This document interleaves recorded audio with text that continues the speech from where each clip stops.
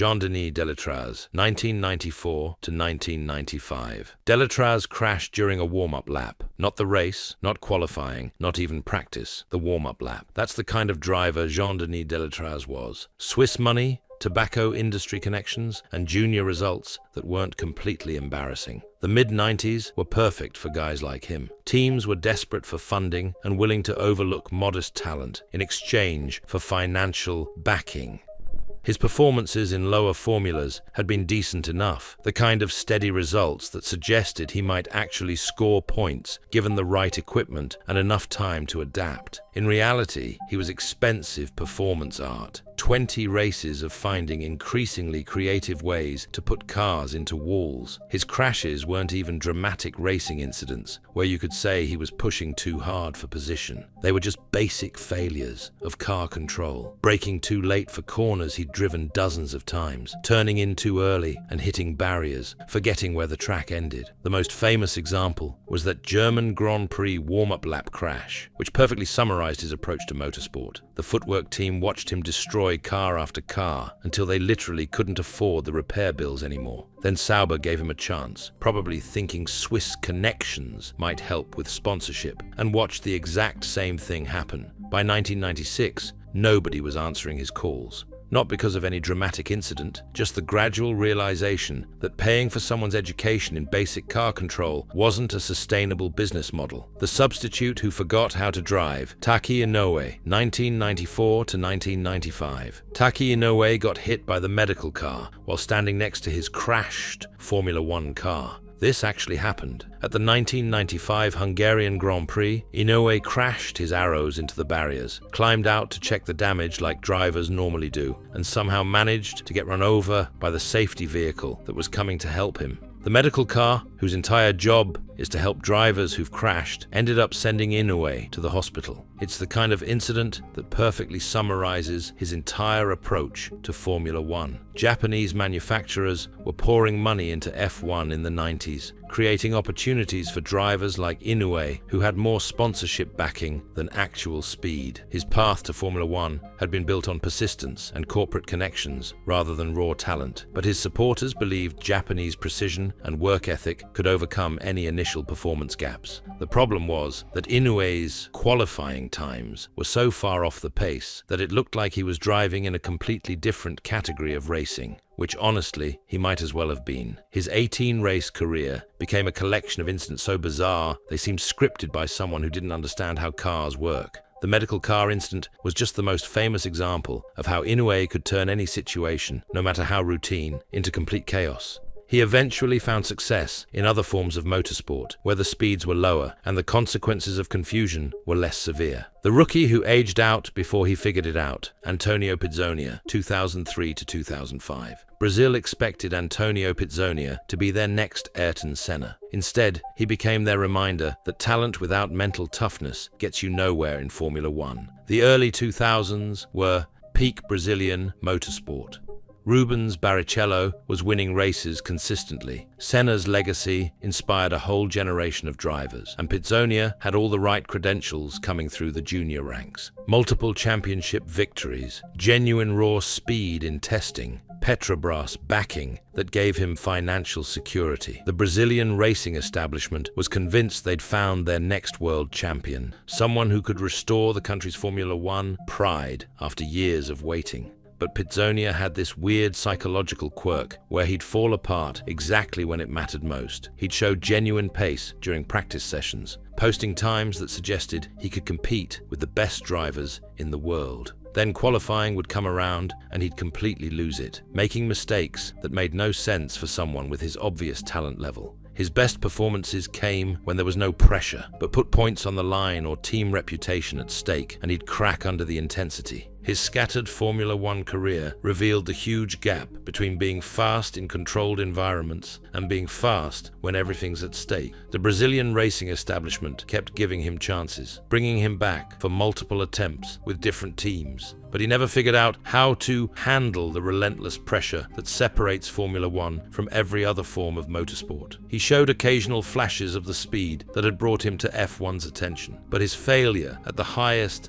level became a case study in how mental toughness can't be taught or bought. The pay driver who forgot to pay attention, Alex Yoong, 2001 to 2002. Alex Yoong was Malaysia's first serious Formula One driver. He was also their last for over a decade. The turn of the millennium saw Formula One aggressively expanding into new markets, and Malaysia represented a huge commercial opportunity that teams and sponsors couldn't ignore. Government tourism money, telecom sponsorship, corporate backing from companies that saw F1 as a way to put Malaysia on the international sports map. Yoong became the face of all these ambitions, backed by substantial resources and political support that made his Formula One career possible. His junior results had been modest but encouraging, suggesting he might develop into a reliable point scorer given time and the right equipment. His 32-race career became a masterclass in how good intentions and adequate funding can't overcome fundamental limitations in basic driving ability. Yoong didn't just qualify poorly compared to his teammates, he qualified dangerously, slowly compared to the rest of the field. His lap times varied by seconds rather than tenths, which in Formula One means you're basically a moving chicane that faster cars have to navigate around while trying to race each other. His performances weren't just slow, they were unpredictably slow in ways that suggested he'd lost basic concepts like consistent braking points and racing lines.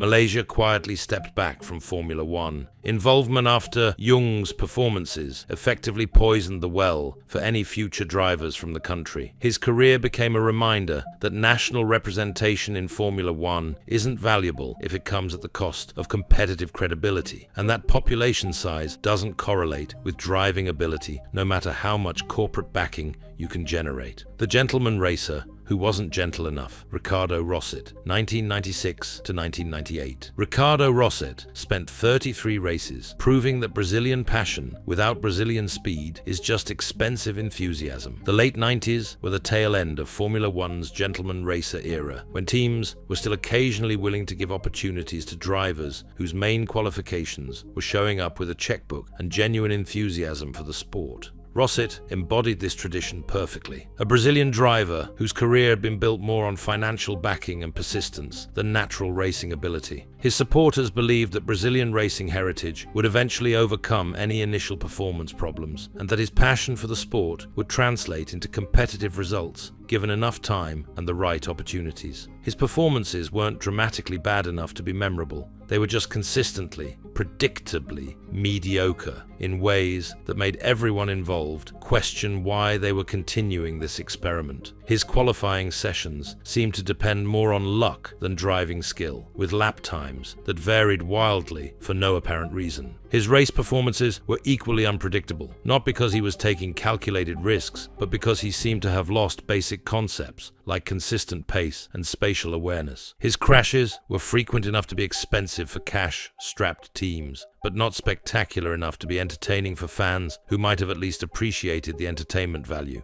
Teams eventually stopped returning his calls, not because of any single dramatic incident that ended his career, just the gradual realization that no amount of passion or financial contribution could overcome the simple reality that he wasn't fast enough to justify his presence on the grid. His career became a cautionary tale about how the sport's financial realities in the late 90s could sustain mediocrity, while more talented drivers struggled to find opportunities. The rookie who never stopped being a rookie, Gaston Mazzacane, 2000 to 2001. Argentina waited nearly 20 years to get back into Formula One. Gaston Mazzacane made them wish they'd waited longer. The year 2000 marked Argentina's first Formula One representation since Carlos Reutemann's retirement in the early 80s, ending a drought that had left one of motorsport's most successful nations completely absent from the grid throughout the modern era.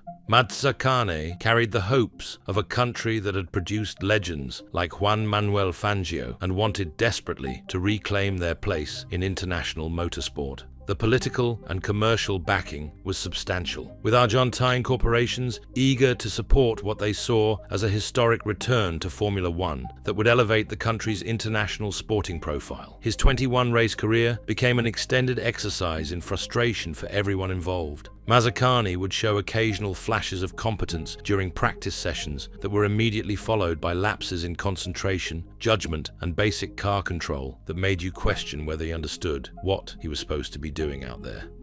His qualifying performances were consistently poor enough to raise serious questions about whether he'd actually learned the circuits he was trying to race on, with lap times that suggested fundamental confusion about racing lines and braking points. Argentina disappeared from Formula One again after Mazzacane's performances effectively ended the country's brief return to Grand Prix racing and created a reputation problem that would take decades to overcome. His career became a reminder that national pride and substantial financial backing can't compensate for fundamental limitations in the basic skills needed to compete at Formula One's level, and that some comebacks are better left unattempted. The speed merchant who couldn't find the speed, Tarso Marques, 1996 to 1997. Tarso Marques dominated junior categories like he was playing a different sport. Then he got to Formula One and forgot how to drive fast. Post-Senna, Brazil was desperately searching for the next great driver who could restore the country's Formula One pride after the devastating loss of their greatest champion. Marques looked like the answer to everyone's prayers, having emerged from the junior ranks with all the credentials that suggested he might be Brazil's next world champion. Multiple championship victories in various series, lap records that demonstrated genuine raw speed, the kind of natural talent that had characterized previous Brazilian Formula One successes. The entire Brazilian racing establishment was convinced they'd found their new star. But Marques had this maddening psychological quirk where he'd lose his speed exactly when it counted most. He'd show genuine pace during practice sessions, posting times that proved he had the raw ability to compete with the world's best drivers. Then qualifying would arrive, and he'd drive like a completely different person, making errors that suggested fundamental problems with concentration and confidence, rather than simple lack of speed. He'd look fast and composed in low-pressure situations, then fall apart the moment anything meaningful was at stake. 24 races of watching obvious talent disappear whenever the pressure increased beyond his comfort zone. His performances were maddeningly inconsistent, showing flashes of the speed that had brought him to Formula One's attention, followed by inexplicable lapses that suggested he'd never developed the mental skills needed to handle Formula One's relentless intensity. The Brazilian racing world kept giving him opportunities, bringing him back for multiple attempts with different teams, but he never figured out how to apply his obvious talent when it actually mattered. He continued racing in other series, where he occasionally showed brilliance, but his Formula One failure became a reminder that natural talent is only the starting point for success at the highest level. The veteran who forgot how to be fast, Pedro Diniz, 1995 to 2000. Pedro Diniz spent 6 seasons and 99 races, proving that having rich parents can sustain a Formula One career long after your driving ability has stopped justifying your presence. Diniz's father owned one of Brazil's largest supermarket chains, which meant Pedro had the financial resources to fund a Formula One career that definitely wouldn't have happened based purely on driving merit. The 90s pay driver era was perfect timing for guys like him. Teams desperately needed funding more than they needed speed,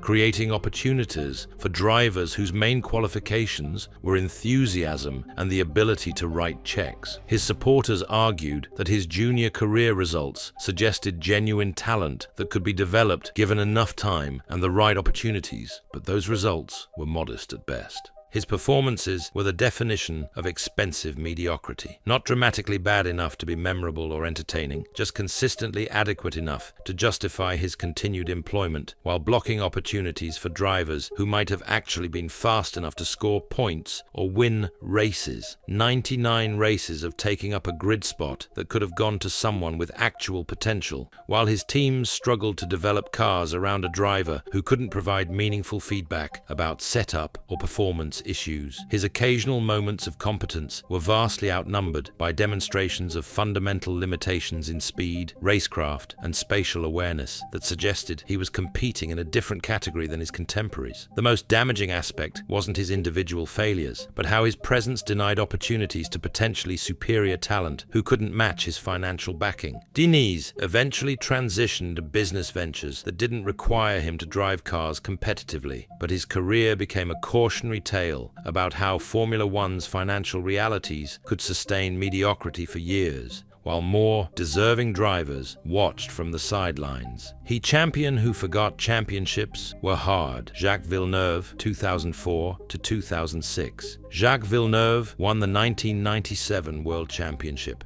By 2006, no competitive team wanted him. Villeneuve's early 2000s comeback attempt with Honda was supposed to be his return to championship contention after several seasons of poor car choices, and political disputes with teams had derailed what should have been a dominant career. He had the credentials that few drivers could match. World champion, Indianapolis 500 winner, one of the most impressive rookie campaigns in Formula One history. On paper, he looked like exactly the kind of experienced champion that could turn a well-funded midfield team into a consistent winner. Instead, his final Formula One seasons revealed how quickly the sport moves past even its most accomplished drivers when they stop adapting to changing demands. Villeneuve seemed to lose the edge and consistency that had made him successful in the late 90s, while simultaneously becoming more difficult to work with as his results deteriorated and his confidence eroded. His performances weren't just slow compared to his championship-winning form. They were inconsistent in ways that suggested fundamental problems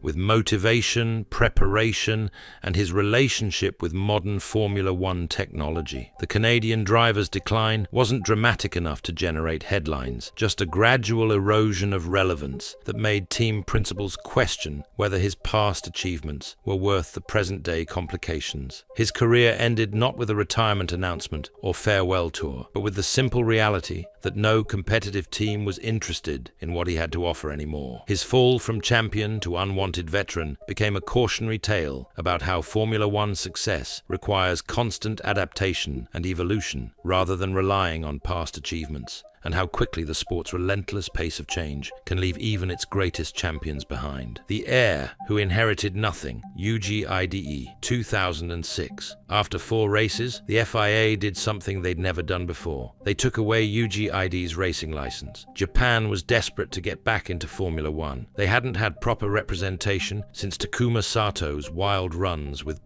and 2006 was supposed to be their comeback year. Super Aguri entered as a new team, bringing Japanese hope back to the grid. ID looked perfect on paper. Wins in Japanese racing, Honda backing, all the right connections from the domestic racing scene. Everyone figured he'd at least be competent enough to not embarrass the country. But here's the problem with Ide. He was slow. Not just a little slow, but catastrophically slow. His first qualifying session at Bahrain told the whole story. He was 3.5 seconds behind teammate Sato. In Formula One, being 3.5 seconds slower than your teammate means you're basically driving a different car, or you have no idea how to drive the one you're in. During races, he became this moving chicane that faster cars had to navigate around, which is dangerous enough at F1 speeds. The breaking point came at San Marino. ID was defending his position so erratically and unpredictably that he caused Cristian Albers to crash hard into the barriers. The stewards watched the footage and basically concluded that this guy didn't understand how to race wheel to wheel. 4 races, license revoked, career over. He went back to Japan, where he could drive at speeds that didn't endanger other people. The crasher who couldn't stop crashing.